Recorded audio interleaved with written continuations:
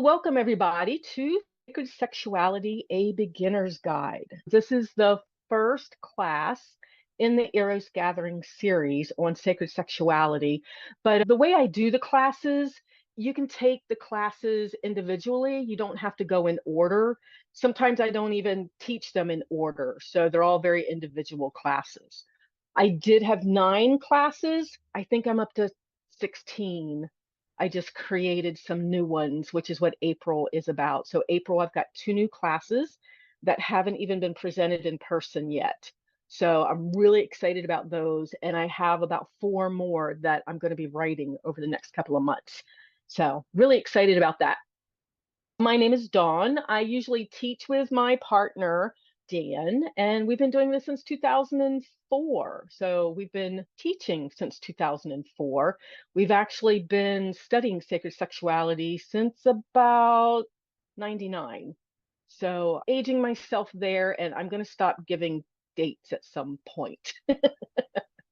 Most people know us from the power exchange world, the polyamory world, or as co-host on the Erotic Awakening podcast, which has been around for 15 years at this point. Anything that you want to know about us on those topics, if you go to eroticawakening.com, everything we do is there. So calendar, presentations, books, cards, podcast, the whole thing. I mean, this is who we are, this is what we do. But we are also practitioners of sacred sexuality. And not a lot of people know that unless they know about these Zooms. So, just a little bit about me in the sacred sexuality world. Like I said, been studying since about 99, kind of fell across it when I started my spiritual path and my healing path. All this stuff just started opening up. And of course, that's when the internet became a little more available too. So that's before Google. Aging myself again. That is before Google. That is before a lot of different ways of searching. Instead, it was bulletin boards and IRC and all these other places. But it was a fascinating world of being able to find one thing, nose diving into rabbit holes, finding one thing, and then the next morning, Dan going, "So you've been up all night?" Oh, crap. I guess I have, because I went into page, into link, into link, into link. Anyway, over time, we found something called a Qadishti festival. And we're like, what the hell is Qadishti? So the Qadishti Fest was at a campground that we had already done a few other things at, where they had blended kink and spirituality. So it was like a spiritual weekend. And then me and Dan spoke up and said, hey, we can teach stuff. And they're like, well, what do you teach? And we're like, well, basically, most of our stuff is kink. They're like, great. So we taught sensual spanking and then went to a class on tree hugging. So it was really kind of cool how they blended that. And then we found out about the Qadishti Fest, and I'll talk a little bit more about Qadishti in a little bit. So it's a core part of who I am. So it'll come up in these classes. About the same time, we also started looking for Tantra classes, which we found in Cincinnati. And we did a little bit of Tantra. Loved that stuff, but not many people can afford it. So we created something called Path of the Qadishti, POTQ. So if I ever say POTQ, it means Path of the Qadishti. Dan and I created that class so that people could afford it. And through that series of classes, we taught sacred touch, which is part of what I'm going to be talking about today, which is mindfulness. Okay, so we've got all kinds of background. We created POTQ and then gave it to some of our students. We created Scarlet Sanctuary, which is the graduation program of POTQ. Scarlet Sanctuary was a ritual sacred touch space that we brought to kink events. So that was really cool. We pass that on to students. So that's Lady Lynn and Phoenix Spirit, who run that now in Toledo. I've also run Eros Gathering since 2012. I am an author. Oh, so I actually like to show this. So I live in an RV, so I don't have many physical books with me, but I do have a copy of this book, which is mine. So it's Rituals from Birth to Earth in my magic name, Dawn Earth Song, so that my granddaughter can read it, because this is my G-rated rituals. So this is 20 years of G-rated rituals.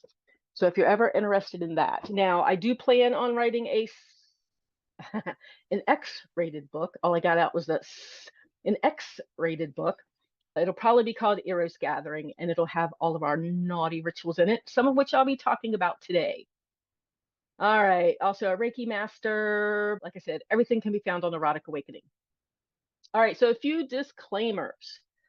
Usually, when people think about sacred sex, they think Tantra. Okay. So it's the most well known. This is not a class about Tantra or any specific modality, even though I will talk about my experience with Tantra, my experience with Qadishti. Okay, so I'm a storyteller and I teach from experience, so some of that's going to be in here. Sacred sexuality is a huge topic.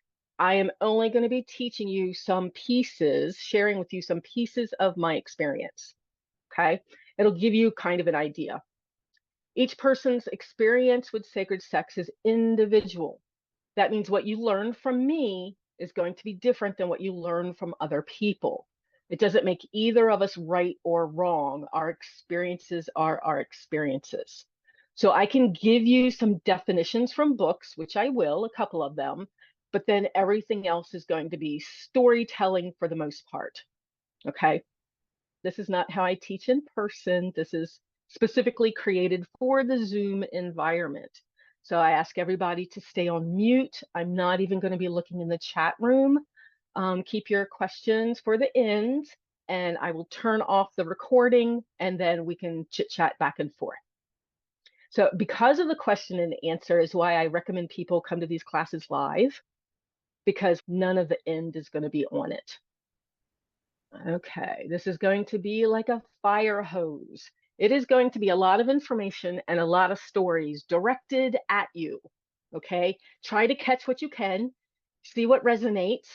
If things resonate, then I highly recommend doing more research on words that I use or stories that I tell, or coming to some of my other classes where I cover in depth some more of this stuff, right? Naughty language. I've only advertised this on FetLife. This is about sacred sex. There's going to be naughty language. I try to clean it up sometimes, and then I forget what the clean words are, and I just go with what's in my head. So, naughty language, kinky language, you've been warned. All right, so let's start with what is sacred sexuality? Okay, that is what a lot of you guys are on here for. What the hell is this? It's a beginner's guide, right? So, just what is this? Well, as you can imagine, there's a lot of definitions. So I'm going to read to you a definition, and then I'm going to tell you what I think and what my experience is. Okay. So one definition, because this is sacred sexuality is an umbrella term. Okay. It's the high up term with a lot of spokes off of it. One definition is sacred sexuality is a holistic approach to sex and relationships that honors the body, mind, and spirit. It's based on the belief that sex is a powerful force that can be used to heal, transform, and empower us. Sacred sexuality recognizes that sex can be a source of pleasure, connection, and growth. Okay, so that's a definition that I got like from a magazine. Okay, so probably Vogue or something. And it's very valid and it's very true, but it's also kind of stark. No, it's a little warm and fuzzy, but it doesn't have a lot of depth. It feels very surface. Good words in there, but sterile, that's the word I was looking for. It feels a little sterile, right? So we're going to get a little deeper. So the way I usually explain sacred sexuality is that it is a term that can be used to mean anything from great sex to enhanced partner intimacy, right? Enhanced partner connection, to spiritual or sexual healing, anything in the pursuit of better sex with connection with your partner, better orgasms, multi orgasms, anything to seeking connection with divinity, with whatever word you use to mean that. within yourself, outside of yourself, anything to manifesting, to sexual energy, sex magic. There's all kinds of ways we can use sacred sexuality. But overall, it means using the energy that is created through sex to manifest something. I mean, that's literally what it is. You're either manifesting connection to someone else, you're manifesting greater sex by learning how to drop your walls, you're manifesting healing, you're manifesting through sex magic. Oh my gosh, I've manifested a lot of things through sex magic. And it's having intent to use sexual energy to manifest something. Okay. Now, many cultures know this and they have a variation of a sacred sex practice. In China, you have Taoist, right? Far East, you have Taoist. India, you have Tantrikas, right? That's part of the tantric path. Ancient Akkadian / Sumerian is Qadishti, and Qadishti was the temple prostitutes that were actually taken care of by their villages because they performed a valuable service. Even sky dancers. So if you ever read something by Margot Anand, she does Art of Sexual Magic and Art of Sexual Ecstasy. She calls practitioners of this sky dancers. There is Kadoshka, which is Native American, and it's not one tribe of Native American. It's kind of like a little bit of this and a little bit of this. So Kadoshka is kind of like a made up path, but it's got a lot of stuff from different paths in it. So I actually got to go to one of their workshops last year in Phoenix, and it was a very woman empowered sort of workshop, though they have all kinds of workshops. It was really neat. So even if you go back far enough, even Christianity had a path of sacred sexuality. So they recognized the power of sex. And if you think about it, in the right circumstances or the wrong circumstances, it depends how you look at it. I mean, sex creates life. So think of the power and the energy behind sex. It creates life. And people will gather this energy and use it for things. All right, so there's differences in practices, right? So how tantrikas practice sacred sex versus Qadishti versus Kadoshka versus sky dancers versus Taoist, even Qadishti, even within these different paths, there's different ways of practicing sacred sex, right? I don't know of many Qadishtis that follow the same path. We all have different purposes on our path. Anyway, so there's differences in these practices, but all forms have in common the intentional cultivation and use of sexual energy for spiritual growth, healing, creativity, enhanced connection, and power. So basically, I've said the same thing 3 different ways. They use the energy of sex to grow as a person, make connection, manifest. So when we present this class, I usually talk about connecting to the divine, right? I like the spirituality of this. I like the sex magic. I like all of that stuff. Dan focuses more on connecting to self and a partner. So I'm going to tell you a little bit about connecting to the divine, but I cover most of that in my sex magic class. I'm creating an ordeal ritual class that I'll be covering a lot of this in. And then the other 2 classes I have scheduled for April, elevating through giving and receiving and combining your spiritual and sexual self. So more of this information will be in those classes, but I am going to give you a couple of examples just so you know what I mean by sex magic or how sacred sex can be done in that realm. Most of the focus of this class is going to be more on the intimate connection with another person. Okay, so I'll give you a few tools of what I mean by sacred sex with that. So connecting to the divine, that's just the word I use. Connecting to the cosmos, connecting to God, goddess, all there is, whatever verbiage that you use. It usually means connecting to something out.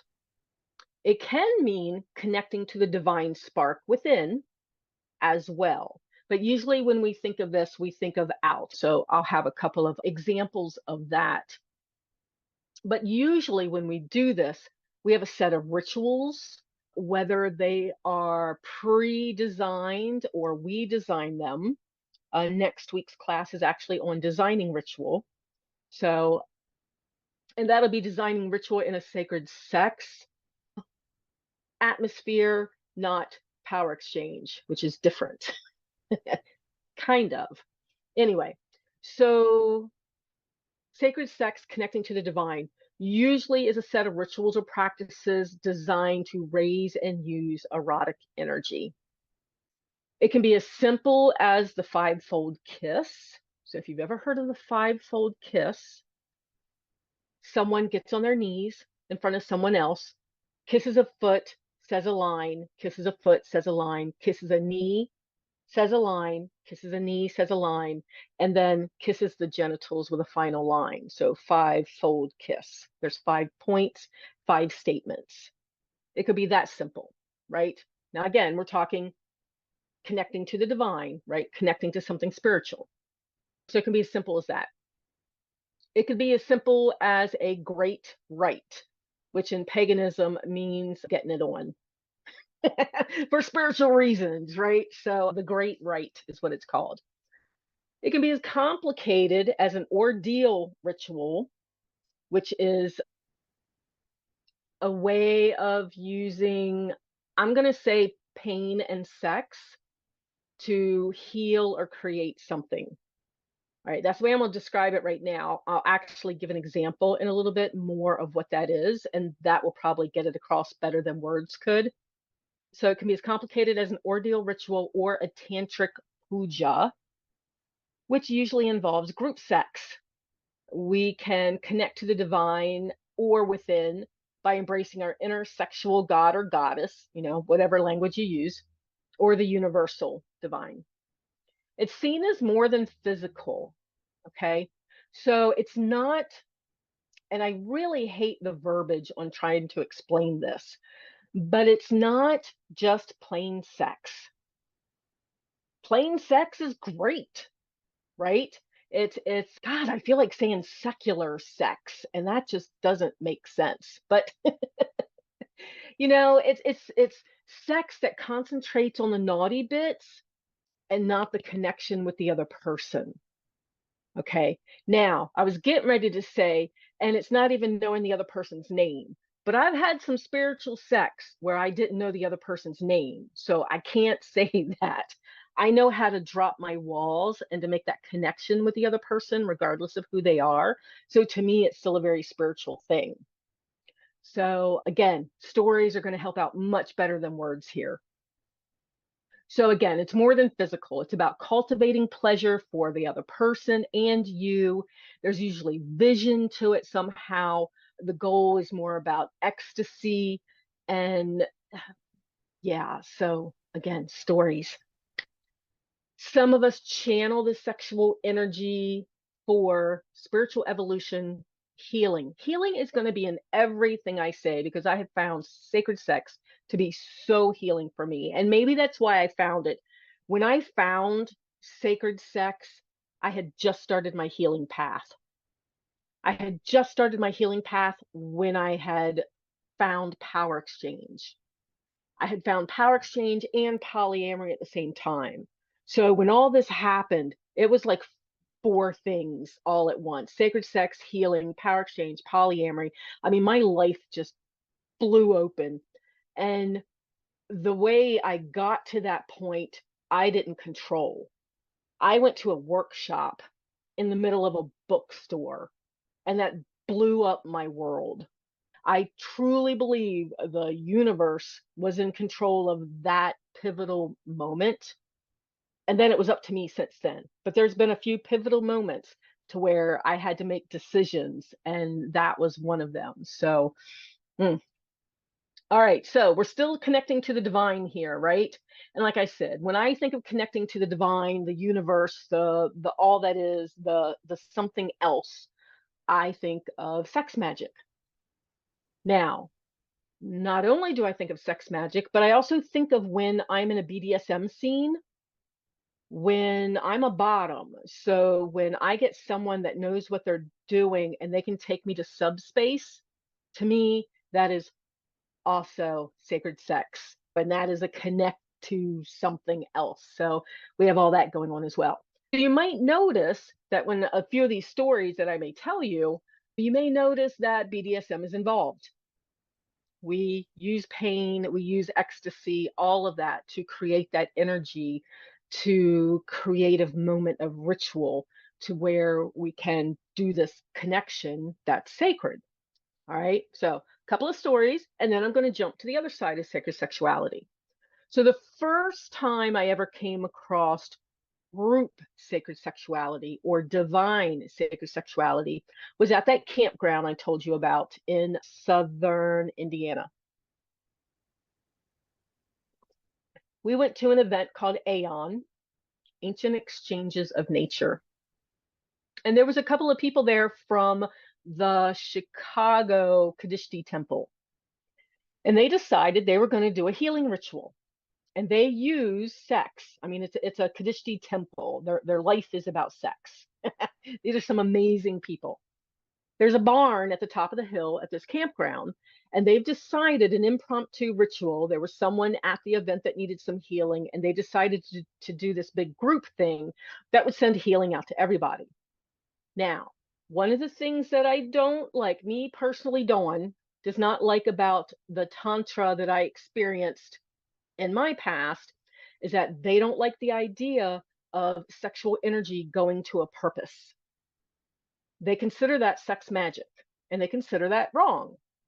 So I didn't fit in there because I'm like, you're throwing all this energy out. Why don't you focus it on something, especially healing? So now I'm at this ritual where that's exactly what they're going to do. And I'm like, Dan, I need to go watch this.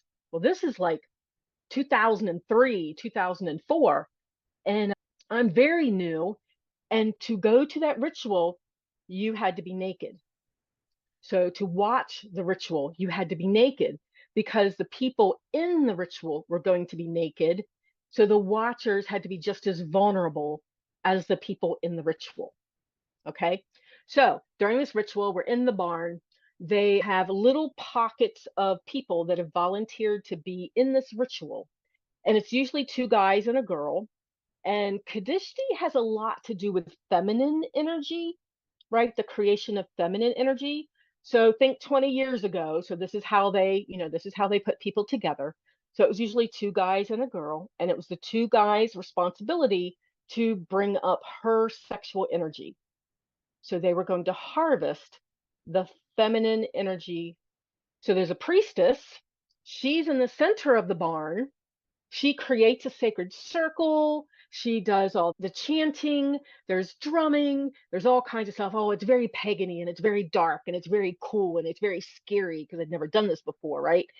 And then when the guys got the women close to orgasm, they had to raise their hand. They couldn't bring her to orgasm.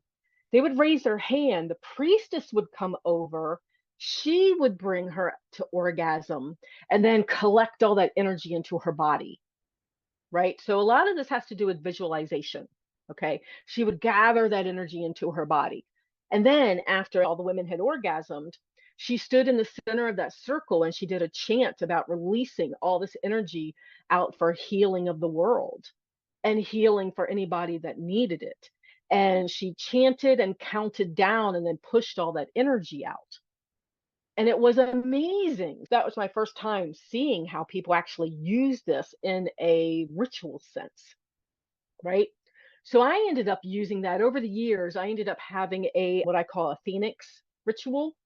It's like a rebirthing ritual. I had accomplished something in my polyamorous journey that had been a struggle for a couple of years. And I finally worked through it, and I had jumped this hurdle, and I'm like, fucking A, this almost destroyed me. I've accomplished something. I'm celebrating. Well, at that point, I'm priestess, man. I've done all kinds of study and work and everything. And so it just made sense to me to have a BDSM sacred sex ritual. So I meditated on it. I ended up deciding to do a phoenix ritual, and phoenixes have wings. I'm like, fire, wings, fire. I'm going with wings. And the wings, I bought ostrich feathers and I glued them to needles. I had it at a dungeon up in Akron. I invited like 20 people that I thought would be really cool with it. Dan was my priest. You know, he's dressed in a loincloth with his staff, and there's drumming and chanting, and people from my spiritual group that knew about this part of my life, you know, they were there leading stuff. And Dan stuck the needles in my back so that I had wings. And it's just really cool. I've got a tattoo on my back now that is of a phoenix, and that's part of that. We've used BDSM with Dan. Dan decided he was going to break his ego. He wanted to shatter his ego, throw it all over the floor, pick up the pieces that he wanted, and create who he was. Does that make sense? So kind of shatter everything he was. He actually called it the no name ceremony. We brought in a voodoo priest that we knew that does a lot of chaos magic. He didn't want me to be the priestess, but I was the helper. He hates bondage. He hates pain.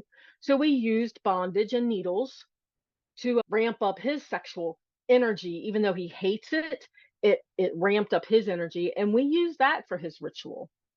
So I've done a whale ritual, which involved fisting. I've done a Lilith ritual, which involved an orgy under a tent.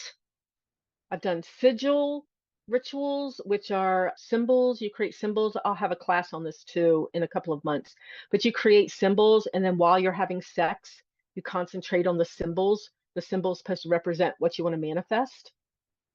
And then you have sex and an orgasm, and that energy will manifest the thing. I've done flogging rituals at Dark Odyssey and Beltane, and there's self-pleasuring masturbation rituals that I've done under the full moon. You know, it's just a way of ramping up energy. Okay, much more of that in the Sex Magic class. That's one form of sacred sex. Okay. So the other form that we're going to talk about, which is what most people are interested in unless they've come to the Sex Magic class. The other form that we describe this as is the connection to self or another person or people. Okay. So we're doing a shift here. So we're leaving the sex magic aside, the ritualized sex magic aside. I still think this has a little magic in it. So this is the connection to self and others. This is where people are trying to have better sex, deeper sex, better orgasms. They're trying to control their orgasms. They want multiple orgasms. All of this kind of fits in to this side of sacred sex. Okay. So we're talking mindfulness, empathy, letting your walls down so that you can let people in. Very hard for many of us. Compassion for other people, personal responsibility. It'll teach you a little bit more about personal responsibility when you're trying to make these connections with people. It's very much about growth, because if you keep dropping your walls, which I talk about in psychic hygiene, but I think you guys get the idea. If you drop your walls and make that connection with someone else, growth is going to happen, which is why it makes sense that when I started my power exchange walk, I was also starting my healing and sacred sex walk, right? Because I became vulnerable to somebody else and that connection was happening. They can involve ritual. Scarlet Sanctuary is very much about sacred touch with other people. And even though we do ritual at the beginning of it, and there's a little bit of ritual with each person as we take off their clothes, it's mostly about touch. It's mostly about us having our walls down as touchers, and the receivers having their walls down so that they can receive touch. When I talk Scarlet Sanctuary and I talk sacred touch, I'm just talking laying on of hands. There's no massage, there's no genital manipulation, there's nothing like that. It is literally just laying on of hands. Because it's done in the first one was done in a dungeon at the end of a whip lane. So you can think of all the energy that was coming over to the sacred touch area, right? So the whips were just throwing energy at us. So there's lots of energy, there's a lot of connection. Another ritual that I do in this realm is called the vulva circle. And I've done that here in Columbus and I've done it in Chicago. And it's vulva owners. I just do it with vulva owners at the moment. We used to be in the orgy room, but that's beside the point. We would do it on a quiet night and we would put mattresses together and then we would all just kind of lay next to each other or head to head, right? So two rows of people. And then it was a 20-minute masturbation circle, but we wouldn't touch each other. It was about us with us, but you have all that energy building up. So it was really cool as well. The things you can do with sexual energy. All right, so something to keep in mind is sacred sex does not have room for shame or guilt. So if you decide to follow this path and you have shame or guilt about your sexuality, like many of us do, or about your fetishes, or about your kinks, or about if you're a dominant or a submissive and you've got questions all about that, there's not a lot of room for that, which means you'll be working on it. Okay, you'll have to work on your shame and guilt to get far in your journey on sacred sexuality. Sacred sex is sex positive, and it sees sexuality as a goodness when it's done ethically. Okay, so ethics has a big role in sacred sex. Just keep that in mind. Okay, so I'm going to focus, like I said, on the connection to self and others. I'm actually going to give you guys a few tools and a couple of ideas that you may not have thought about. So the first one is mindfulness. Now, mindfulness is complete attention to the moment. It's a simple way to put it, complete attention to the moment. All forms of sacred sexuality incorporate mindfulness and intent. You need to be there in the moment. If you're by yourself, you need to be there with yourself. If you're with divinity, you need to be there for that. If you're with another person, you need to be there with the other person. Okay? The easiest way to generate sexual energy is through mindfulness. Almost everything I teach or Dan teaches or we teach, we will talk about mindfulness. That was such a game changer for us. And do you know where we found that? We found mindfulness presented in such a way that it made sense before we even knew what sacred sex was or that it was a thing. And it was from the book called Stranger in a Strange Land.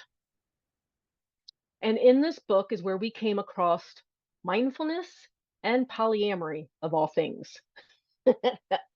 Michael is the head dude. He's got two women that he's in love with. There's a lot more background story to it. There's two women he's in love with. And each time he's with one of them, when he kisses them, it goes into a description of what it's like when he kisses them, about how all other thoughts fall away. And when he kisses that woman, he is just with that woman.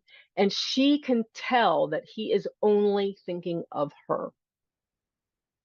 And when he falls in love with another woman, the first one tells the second one, oh, you're going to love kisses from him because you'll be able to tell that he is only thinking about you. And that concept to me, that mindfulness, I'm like, oh, I want someone to kiss me like that, where I can tell that they are only right. I mean, we can tell when we're kissed by someone that is truly there in the moment and not multitasking. That mindfulness is what I'm looking for. Now, the other thing that he taught when he talked about the kiss was that he had no goal. So the other thing we try to teach is having no goal. Now, this is where the sex magic is like, oh, wait a minute, we have a goal here. It's usually orgasm or raising sexual energy. So put that aside. We're looking at connecting to another person. If you can get to where you have no goal, amazing things happen. So think of being a teenager. You're at the movies with someone that you'd really like to get to know. I mean, how did you handle that situation? You're at the movies. You want to touch them. You're hot and horny. Well, what do? Well, you start with putting your arm around them, right? And then you go for the boob. And then you see if you can get somewhere else. You've got a goal. Well, they know you have a goal. So now you've got resistance, more than likely, right? Now you've got, if sometimes the resistance was, wait, someone told me good girls don't do that, even though it's really hot. Okay, sometimes that was a resistance, mind. But anyway, you've got a goal and you're going. And instead, you're not feeling what it feels like when you slide your hand across their back, right? Every part of the body is an erogenous zone. You could have spent that time just stroking their shoulder and getting totally turned on without having to go any further. So no goal is amazing. I have had people argue with me, maybe, not understand me when I say I don't agree with some of the tools that are taught to men to prolong orgasms. We were in a naughty talk class. And was it a naughty talk class? I think it was a naughty talk class, which is why we created a different one. But in this one, the presenter was like, okay, guys, now she's going to be talking naughty in your ear. But if you want to make your orgasm last longer, if you want more time, then start thinking of baseball. Start running a script through your head. Start thinking about a movie. Think of the grocery list. Think of the kid. Oh God, no. Think of all this stuff. And I had to raise my hand, and I really try not to do that as a presenter, but I had to raise my hand because I totally didn't agree. I'm like, you know what? If someone is with me, I want their attention on me. I want their focus on me. I don't want them running stuff through their head because I can feel that. I can feel when they're not there with me. I would much rather have a guy be so turned on by me that he comes fast than to be running a baseball script through his head so that he lasts longer. That's just me. I don't have goals of orgasms usually. Orgasms are phenomenal, but that's not my goal. I like being there with the person and being organic and just being with that energy, right? We call that foreplay. I like that so much more than having that goal of orgasm. And there's been times that I've been with someone before that I'm like, okay, so you don't have to bring me off first. Please don't bring me off first. I know you guys are taught that. Please don't have that be your goal. There are so many more things that we can do besides you trying to give me an orgasm. Because once you have that goal, that's the focus, and we lose out on everything else. Now, I may not be like everybody else, right? Like I said, orgasms are wonderful. But once the person I'm with has decided that their goal is to give me an orgasm, I find it boring. Their mind is somewhere else. They've been taught with oral sex to do the ABCs with their tongue. No, listen to my body. Pay attention to the energy. Be right there in the moment, not reciting your ABCs with your tongue. So, this is the part of sacred sexuality that I like to get across, right? If you are a top, and a bottom comes in as well, but if you are a top and you are truly in the moment, you will probably never hear a safe word most of the time. That doesn't mean you won't, but if you are really paying attention and you are really there and you are really in that moment, you will know before the bottom is getting ready to yellow or red or stop, because you'll be able to feel that energy and feel that resistance. If you are all about the skill and where to strike, which is a great thing, right? I mean, we're using instruments that are dangerous, but if you're totally concentrating on that, then you're going to miss that whole interaction with the other person's body, with their brain, with their connection. I use that word a lot too.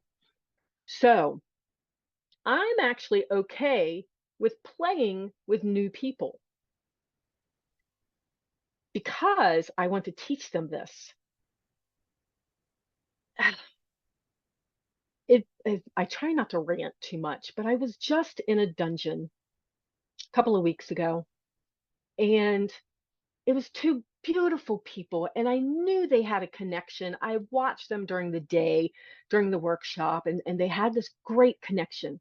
But during their scene, the top was so busy watching to see if people were watching them that they missed that whole scene with that person. They would strike, and I would watch them wrap this person, and then they would look to see if anybody noticed. And I'm like, oh man, I don't top, but I wanted to top that person so bad. I wanted to step in and go, oh, I just want to touch you. I can't do pain, but I can touch you and give you energy and that connection, which is what it seemed like they wanted. Now, I don't know these people, so maybe that's what they do and that's what turns them on, but it didn't seem like it. So I highly recommend trying for no goal. Know your partner. Maybe your partner wants an orgasm first and then connection later. But I bet there's a lot of us out there that could just go for that foreplay, go for that rolling around with each other without the focus being on the orgasm. So, just a thought. I can be a little weird though. Anyway, but when I find someone that is into sacred sexuality and stuff on that level, I find that they're not so interested in just the genitals and just fucking. So, because there's so much more. That's why I like BDSM. There's so much more. And if the person is right there, oh, creativity. Though I do have this note in my notes.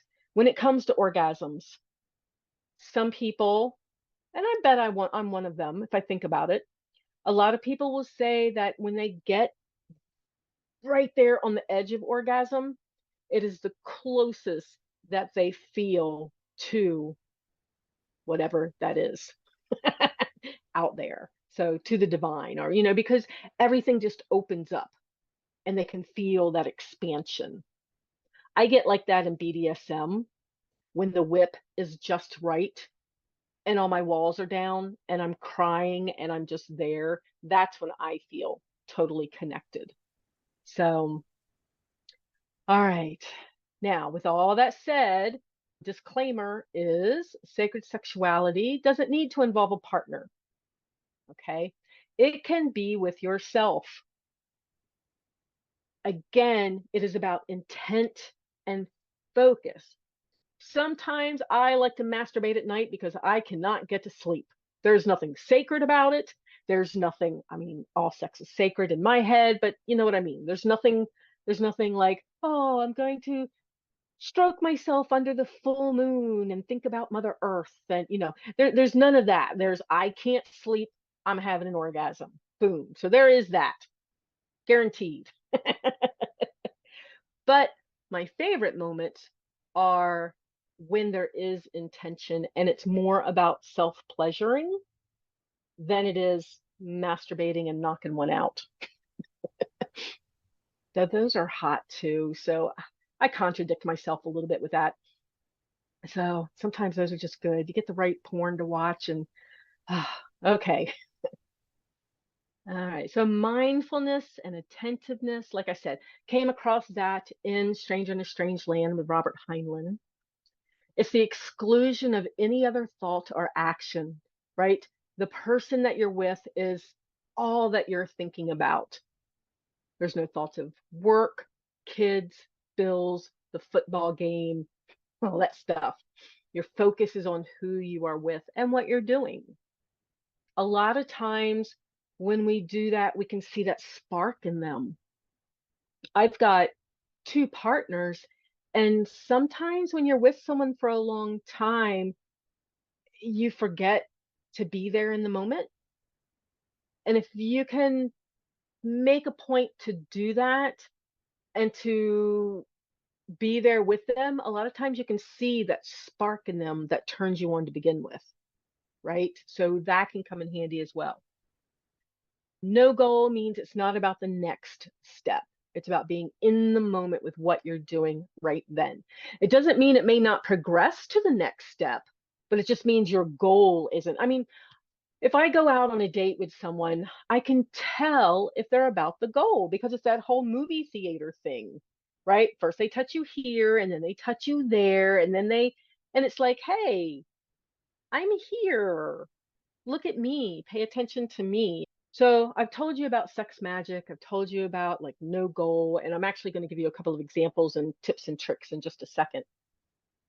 But mine and Dan's story, like I said, we did power exchange. It started with a workshop where it was a little woo workshop, but it was in the middle of a bookstore.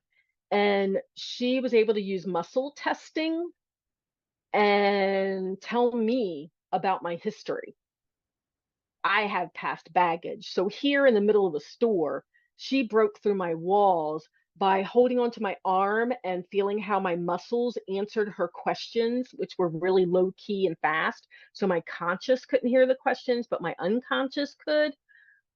Totally destroyed my walls, ripped my story right out of me. I was a mess. I mean, it was bad, bad form.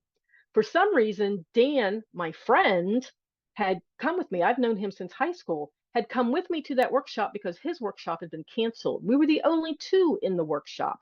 I ran out of the bookstore. He chased me down. I gave him all of my memories of my past.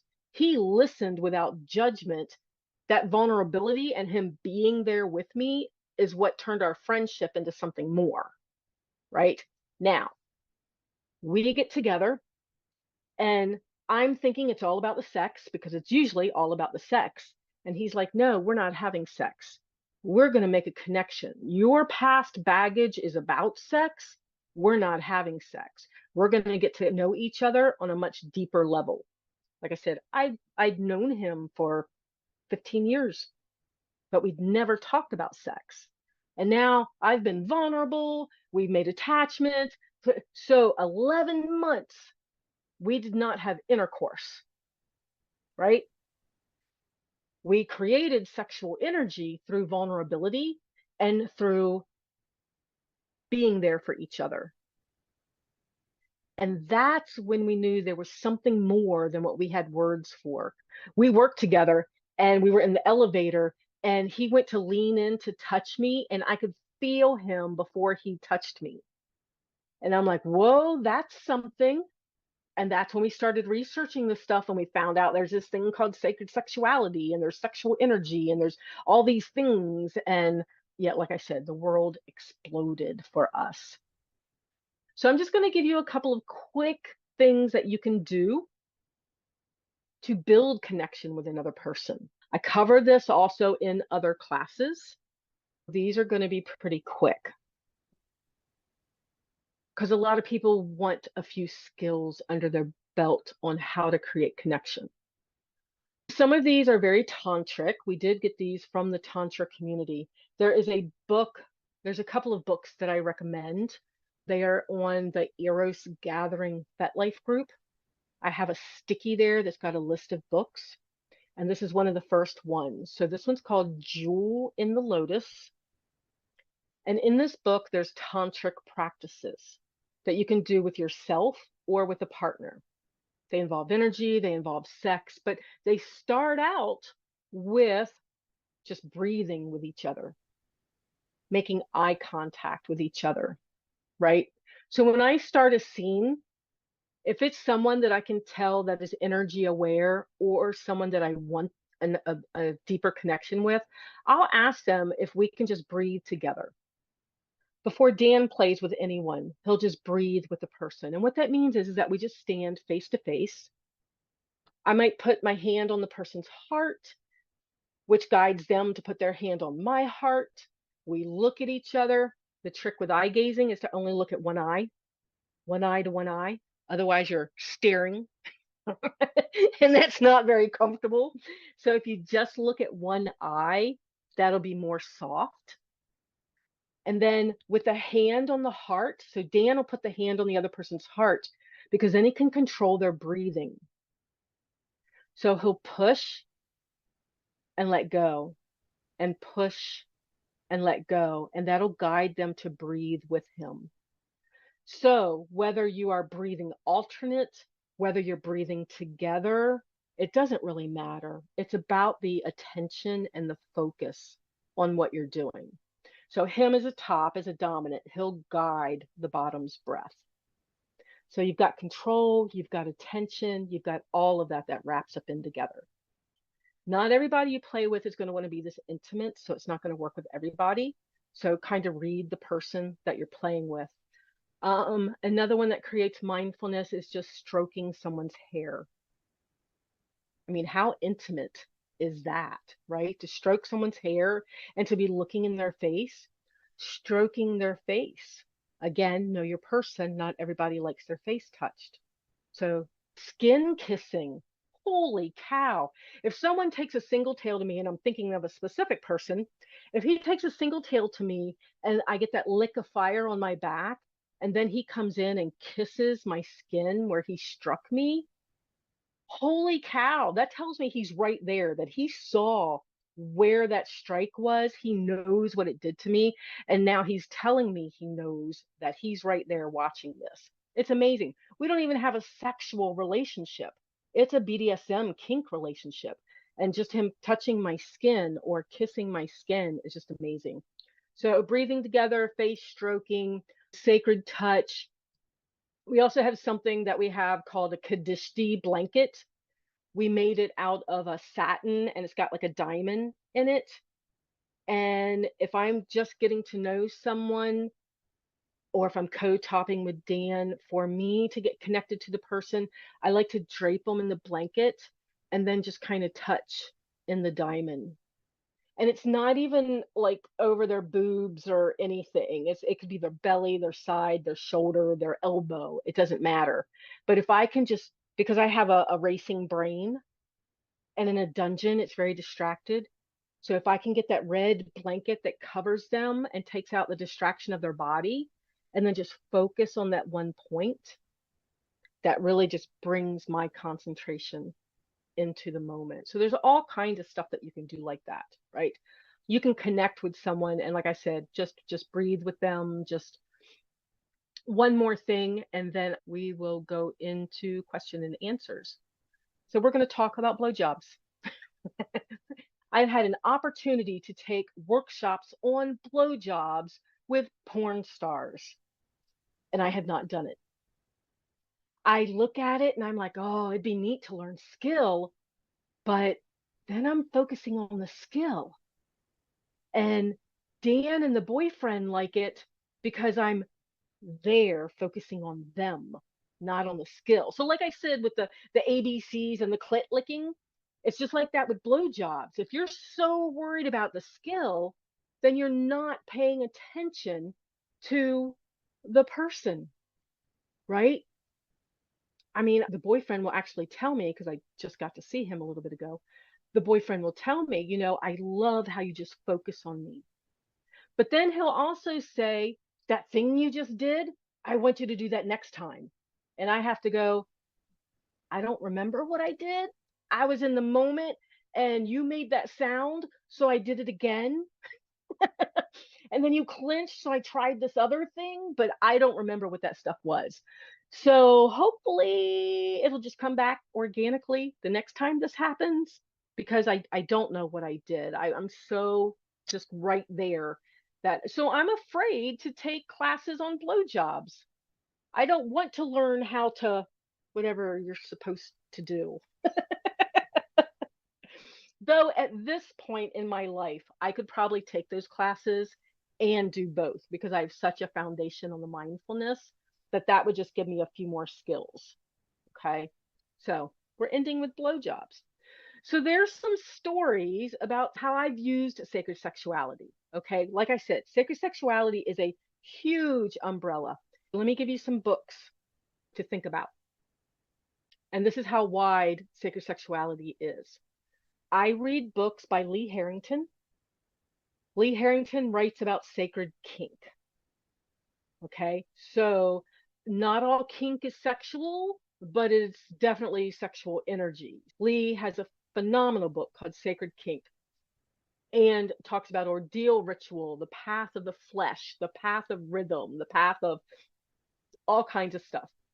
There is a book, and again, these are on the list. There is a book called Kink Magick by Taylor Elwood. And it's a lot of people with writings in it. One of my writings is in it, but people with writings in it that talk about sacred kink and rituals that they've done and things like that.